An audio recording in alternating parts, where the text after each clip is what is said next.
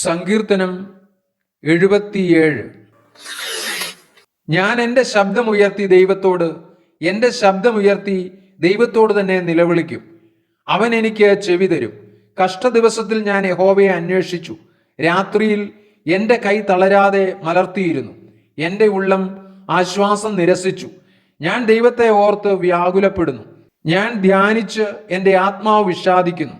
നീ എൻ്റെ കണ്ണിന് ഉറക്കം തടുത്തിരിക്കുന്നു.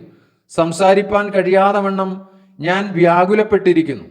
ഞാൻ പൂർവ്വ ദിവസങ്ങളെയും പണ്ടത്തെ സംവത്സരങ്ങളെയും വിചാരിക്കുന്നു.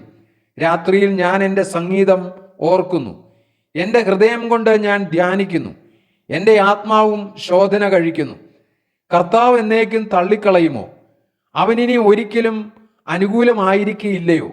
അവൻ്റെ ദയ സദാകാലത്തേക്കും പൊയ്പോയോ? അവൻ്റെ വാഗ്ദാനം തലമുറയോളം ഇല്ലാതെയായിപ്പോയോ? ദൈവം കൃപ കാണിപ്പാൻ മറന്നിരിക്കുന്നുവോ? അവൻ കോപത്തിൽ തൻ്റെ കരുണ അടച്ചു കളഞ്ഞിരിക്കുന്നുവോ?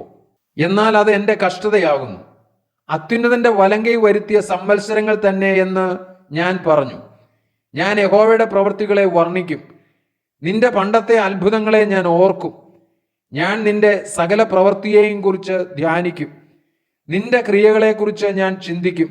ദൈവമേ, നിന്റെ വഴി വിശുദ്ധമാകുന്നു. നമ്മുടെ ദൈവത്തെ പോലെ വലിയ ദൈവം ആരുള്ളൂ? നീ അത്ഭുതം പ്രവർത്തിക്കുന്ന ദൈവമാകുന്നു. നിന്റെ ബലത്തെ നീ ജാതികളുടെ ഇടയിൽ വെളിപ്പെടുത്തിയിരിക്കുന്നു. തൃക്കൈ കൊണ്ട് നീ നിന്റെ ജനത്തെ വീണ്ടെടുത്തിരിക്കുന്നു, യാക്കോബിന്റെയും യോസേഫിന്റെയും മക്കളെ തന്നെ. ദൈവമേ, വെള്ളങ്ങൾ നിന്നെ കണ്ടു ഭ്രമിച്ചു. ആഴികളും വിറച്ചുപോയി. മേഘങ്ങൾ വെള്ളം ചൊരിഞ്ഞു. ആകാശം നാദം മുഴക്കി. നിന്റെ അസ്ത്രങ്ങൾ പരക്കെ പറന്നു.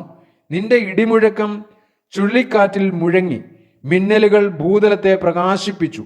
ഭൂമി കുലുങ്ങി നടുങ്ങിപ്പോയി. നിന്റെ വഴി സമുദ്രത്തിലും നിന്റെ പാതകൾ പെരുവെള്ളത്തിലുമായിരുന്നു. നിന്റെ കാൽച്ചുവടുകളെ അറിയാതെയുമിരുന്നു. മോശയുടെയും അഹ്റോന്റെയും കയ്യാൽ നീ നിന്റെ ജനത്തെ ഒരു ആട്ടിൻകൂട്ടത്തെ പോലെ നടത്തി.